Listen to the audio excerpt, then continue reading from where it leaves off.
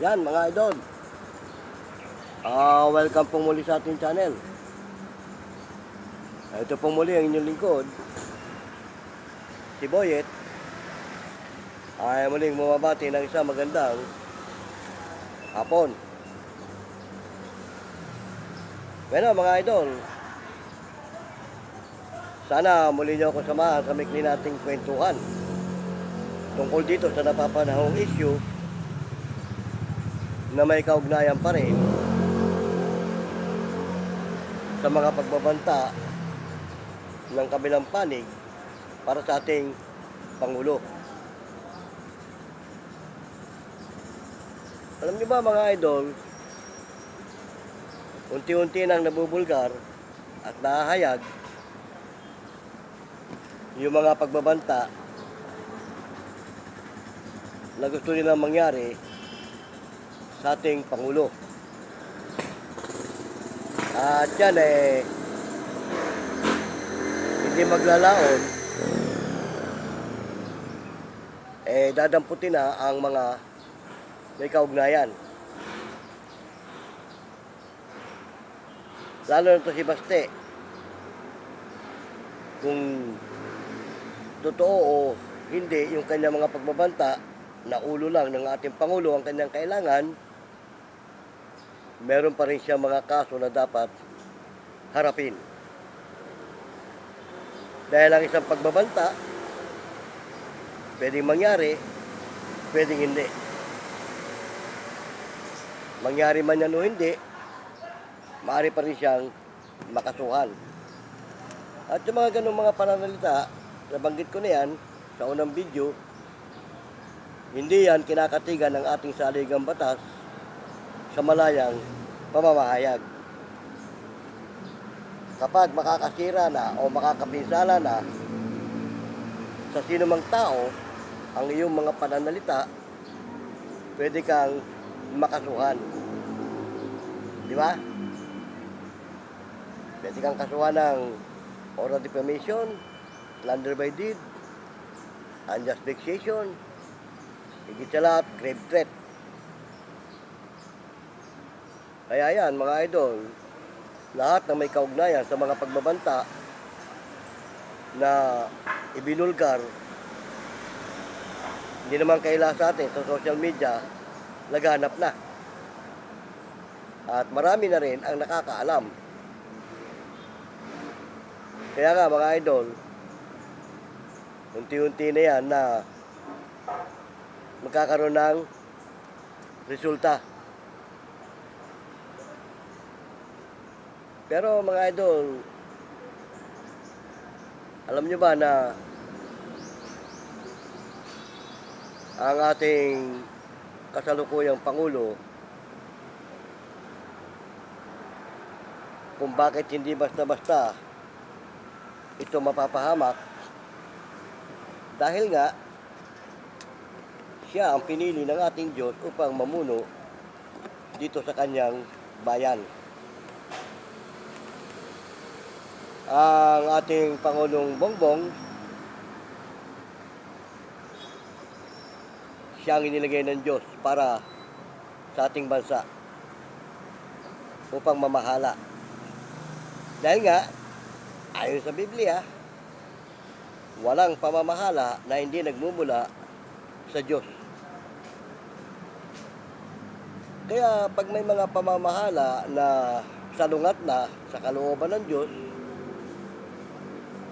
yung kanyang inilagay na mamamahala ay agad din naman niyang pinapawi o inaalis.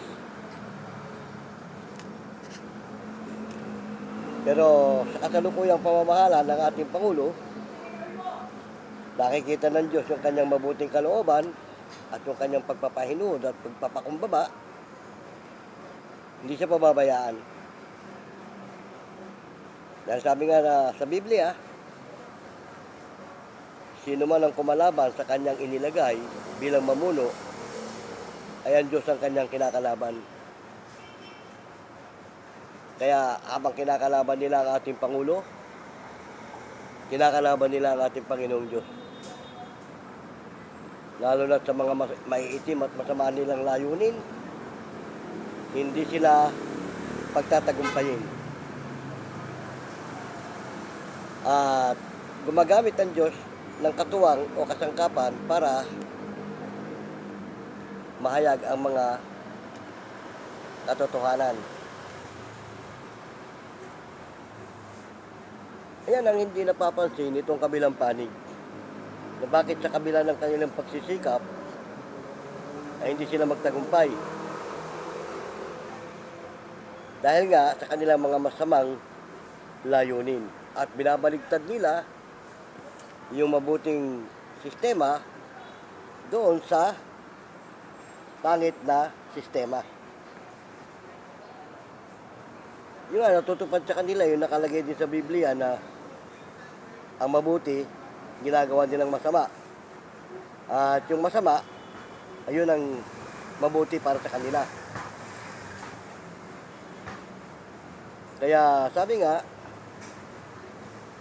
hindi sila pagtatagumpayin sa kanilang mga masamang layunin.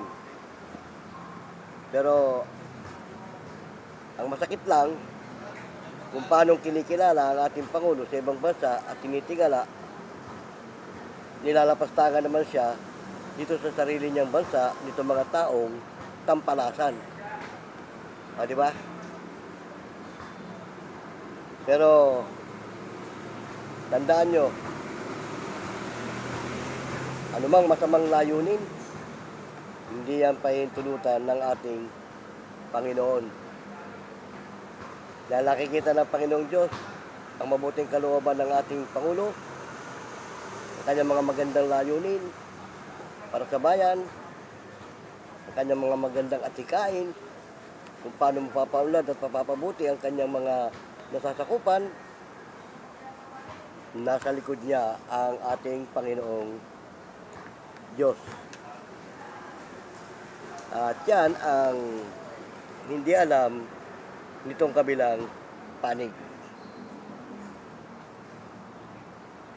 Sabagay, sa totoo lang kasi, habang nalalapit na ang takdang panahon ng kawakasan,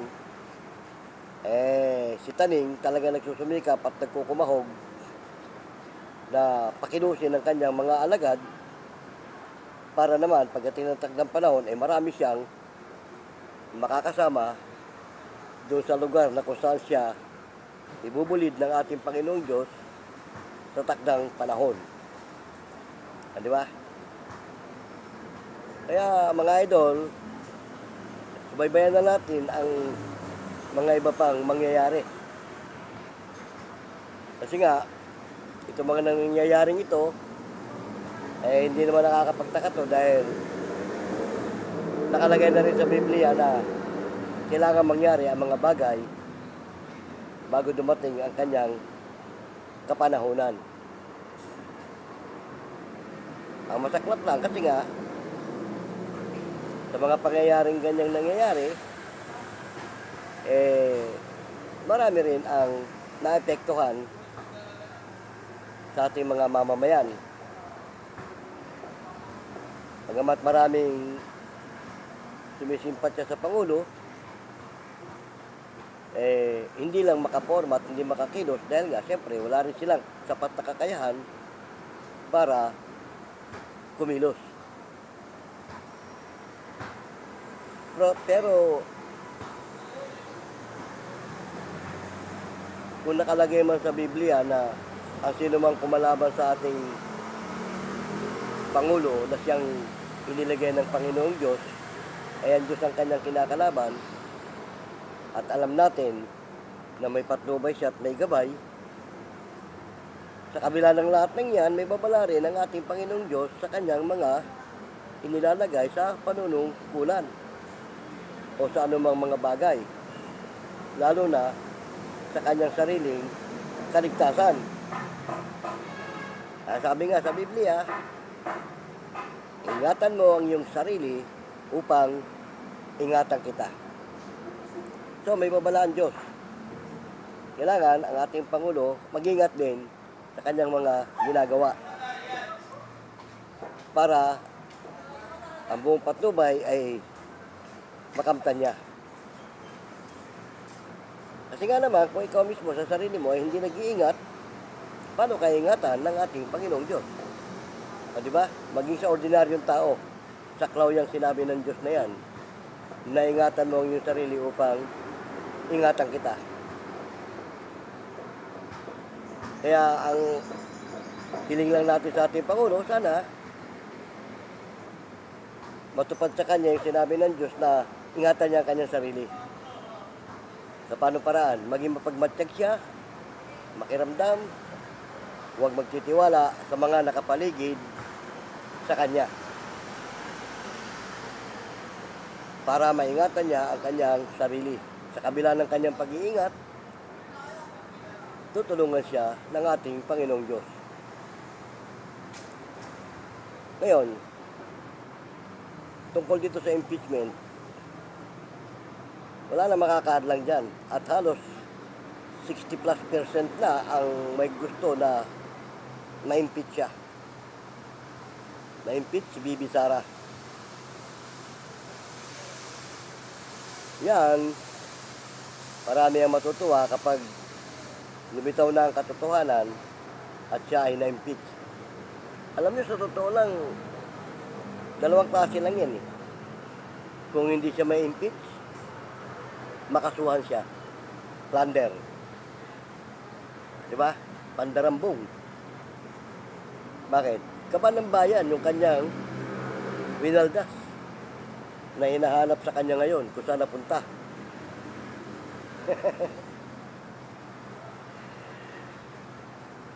Kung hindi totoo yung ibinibintang sa kanya, dapat harapin niya yan at ipaliwanag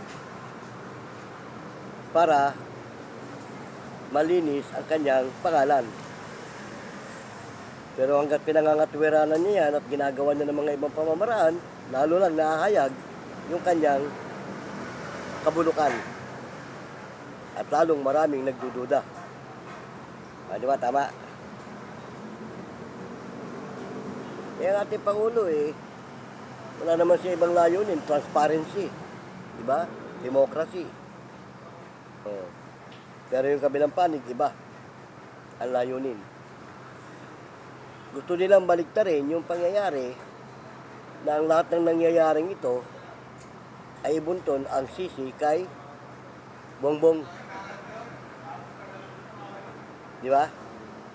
Kung napanood niyo yung talumpati ni Baste, kala mo totoo na malinis at magandang kanilang layunin para daw sa bayan, sa mga tao, sa mga mamamayan.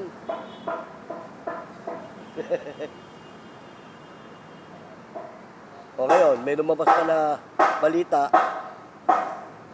mukhang papalitan na ang DILG natin. Oo, at si Trillanes yata parang napupuso ang ipalit. Kapag si Trillanes ang naging sekretary ng DILG, tapos na ang maligayang araw nito mga Duterte. Dahil alam na alam ni Trillanes ang kanilang mga bulok. At kung si Trillanes lang ang kasalukuyang DILG natin, yung mga binitawan ni Baste na mga pananalita, matik yun. Baka hindi pa na tatapos yung maghapon hanggang kinabukasan. Timbog na yan. Di ba? Kasi itong kasalukuyang DILG natin, parang hindi natin malaman kung ano Ang kaya lang yung ipatupad, yung mga mababaw na pinatutupad sa batas. Oo, tulad ng mga nangyari na yung pagpapatupad ng nakaubad sa kalye. Ipin mo nga naman, isang construction, isang trabahador na nagtatrabaho lang. Tikitan mo, hulihin mo. Dahil lang doon sa kaso na city ordinance na bawal ang nakaubad sa mga karsada. Pampublikong lugar. Ay kung tutusin, hindi nga naman pampublikong lugar yung pinagtatrabahoan ng tao dahil nag-aaro ng semento Nagtatrabaho ng maayos. Hindi naman siya patambay-tambay lang na pag-alagala sa kalye.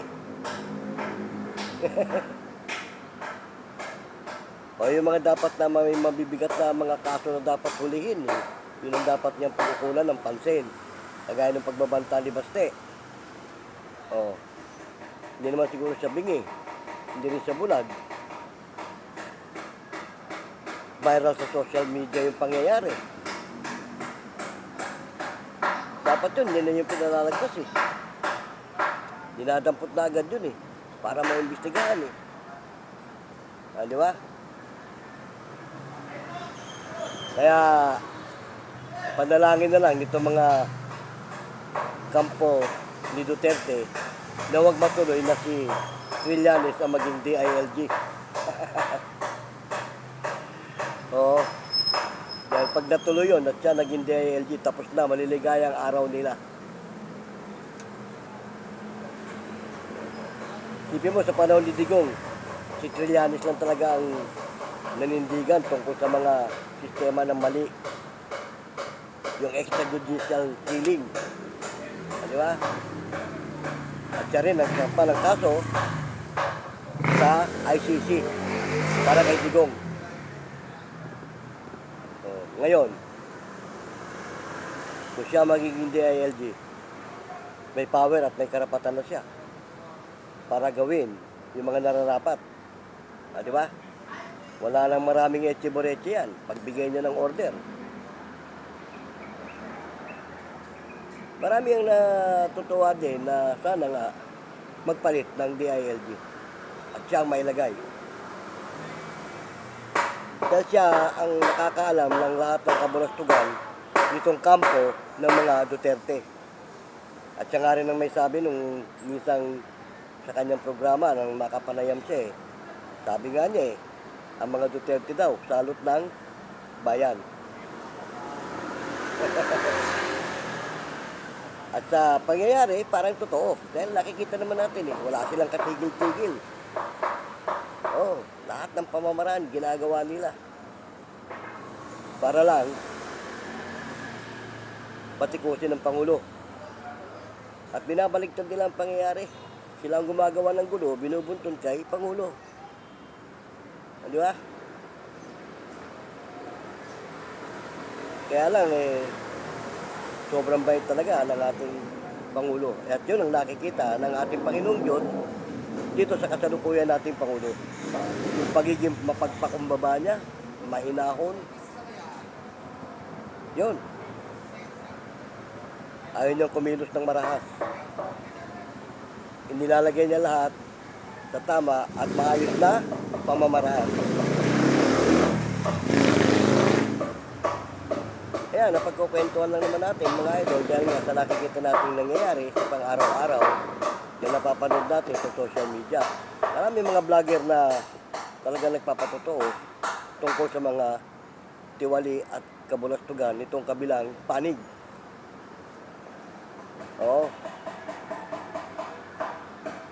Kaya hindi na makapaglilihim ang lahat.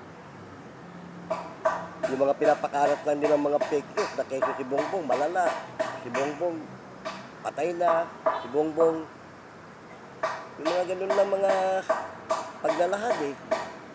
Dapat ng pagdadamputin at kasuhan yung mga yan eh. Di ba? At hindi yan kinakatigan ng saligang batas sa malayang pamamahayag. Kinakatigan ng ating saligang batas ng malayang pamamahayag kung tama ang iyong ginagawang pamamahayag. Pero kung makakasira ka na at makakapirwisyo ka sa tao at wala namang katotohanan yung mga sinasabi mo, ayun, hindi yung kinakatigan ng saligang batas at pwede kang makasuhan. Gaya ng ginagawa ni Baste at ng iba pa na kung ano-ano sinasabi sa ating Pangulo. Isipin mo, ginagalang at nirerespeto sa ibang bansa ang ating Pangulo. Pagdating dito sa sarili niyang bansa, nilalapastangan lang siya ng mga taong tampalasan. Di ba? At yan, hindi kaila sa atin, nakikita natin. Napapanood natin sa iba't ibang platform ng social media. Ayan yan, napag-uusapan lang naman natin dito sa ating programa. Yan nga, sa napapanahong issue at sa ating mga nasasaksihan at nakikita. O paano mga idol, salamat ng marami. At sa may klito ng ating kwentuhan ay sinamahan niyo ako. Pero bago tayo mag-iwalay, muli ay binabati ko kayo ng isang magandang hapon. At nawa ay nasa mabuti kayong kalagayan hanggang sa mga oras na ito. Bueno ha, hanggang sa muli mga idol. Paalam!